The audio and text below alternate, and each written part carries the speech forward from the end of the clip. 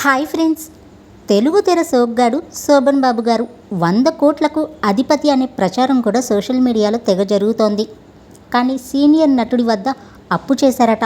అసలు ఆయన అప్పు ఎందుకు చేశారు, ఆ తర్వాత ఏం జరిగిందో తెలిస్తే షాక్ అవ్వాల్సిందే. తెలుగు తెర సోగ్గాడు అంటే శోభన్ బాబు గారే. ఆ విషయంలో మరో మాట లేదు. ఆ విషయాన్ని అభిమానులే కాదు, ఇండస్ట్రీ మొత్తం ఒప్పుకోవాల్సిందే. ఫ్యామిలీ ఎమోషన్స్కి పెద్దపీట వేస్తూ సినిమాలు చేసిన ఆయన విశేష ఆదరణ పొందారు. తెలుగు ఆడియన్స్కి దగ్గరయ్యారు. ఫ్యామిలీ ఆడియన్స్ హృదయాలను గెలుచుకున్నారు. మొదటి తరం నటుల్లో అమ్మాయిల ఫాలోయింగ్ ఆయనకే ఎక్కువ ఉండేదట. అందులో అతిశయోక్తే లేదు. ఇది జగమెరిగిన సత్యం. సినిమాల్లో సోగ్గాడిగా ఓ వెలుగు వెలిగిన శోభన్ బాబు రియల్ లైఫ్లోనూ అత్యంత సంపన్నుడిగాను నిలిచారు. శోభన్ బాబు గారు ఆస్తులు కూడబెట్టుకోవడంలో దిట్ట. ఆయన ఎన్నో ప్రాపర్టీస్ కొన్నారు. రియల్ ఎస్టేట్లో పెట్టుబడులు పెట్టి కోటీశ్వరులయ్యారు, కోట్లకు ఎదిగారు.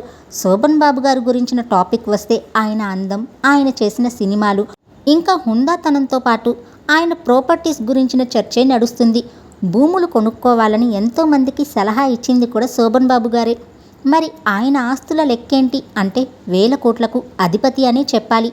ఇప్పుడు ఆయన కొన్న ఆస్తులు అన్నీ 1000 కోట్లలో ఉంటాయట. అంతేకాదు, సగం చెన్నై శోభన్ బాబు గారిదే అయి ఉంటుంది అని నటుడు చంద్రమోహన్ గారు ఓ ఇంటర్వ్యూలో షేర్ చేసుకున్నారు. సీనియర్ నటుడు చంద్రమోహన్ గారు, శోభన్ బాబు గారు ఇద్దరు మంచి స్నేహితులు. ఇద్దరూ కలిసి మూవీస్ చేయడమే కాదు, కలిసి ఉండేవాళ్ళట. చెన్నైలో పక్కపక్కనే ఉండేవాళ్ళట. వీకెండ్స్ వస్తే తరచూ కలుసుకునేవాళ్ళట. టాలీవుడ్లో చెన్నై నుంచి హైదరాబాద్కి వచ్చినప్పుడు అందరూ హీరోలు, నటులు హైదరాబాద్కి వచ్చేశారు. ఇక్కడ డెవలప్ చేశారు. కానీ తాము ఇక్కడే ఉంటామని నిర్ణయించుకున్న వారిలో శోభన్ బాబు గారు, చంద్రమోహన్ గారు ఉన్నారట. ఎన్టీఆర్ గారు సైతం హైదరాబాద్కి రావాలని శోభన్ బాబు గారిని అడగ్గా, తాను రాను, ఇక్కడే ఇల్లు కట్టుకున్నాను, నావన్నీ ఇక్కడే ఉన్నాయి, ఫ్యామిలీ కూడా ఇక్కడే ఉందని, ఇక హైదరాబాద్కి ఎందుకు అని తిరస్కరించారట శోభన్ బాబు గారు. షూటింగ్స్ కోసం వస్తామని మాత్రం చెప్పారట. ఆయనతో పాటు చంద్రమోహన్ గారు కూడా అక్కడే ఉండేవారట. అయితే తమ మధ్య ఏరా అనుకునేంత స్నేహం ఉండేదని, పేరు పెట్టి పిలిచినా ప్రశ్నించేవాడని మోహన్ బాబు గారు చెప్పేవారు. సుమన్ టీవీకి ఇచ్చిన ఓ పాత ఇంటర్వ్యూలో ఈ విషయాన్ని తెలిపారు చంద్రమోహన్ గారు. అంతేకాదు, ఈ సందర్భంగా ఓ ఆసక్తికర విషయాన్ని కూడా తెలిపారు. ఓసారి తన వద్ద 2 లక్షల రూపాయలు శోభన్ బాబు గారు అప్పు చేశారట. తన చేతితో డబ్బు ఇస్తే సెంటిమెంట్గా ఫీల్ అయ్యేవారు.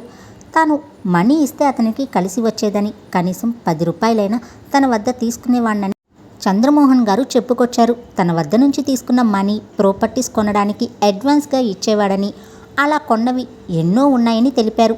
ఓసారి 2 లక్షలు అప్పు కూడా తీసుకున్నారట. అర్జెంట్గా కావాలని చెప్పి 2 లక్షలు తీసుకున్నారని, వారం రోజుల తర్వాత కలిసినప్పుడు నీ డబ్బుతో ఏం చేశానో చూపిస్తారా అని చెప్పి ఒక ఫామ్ హౌస్కి తీసుకుని వెళ్లారట శోభన్ బాబు గారు.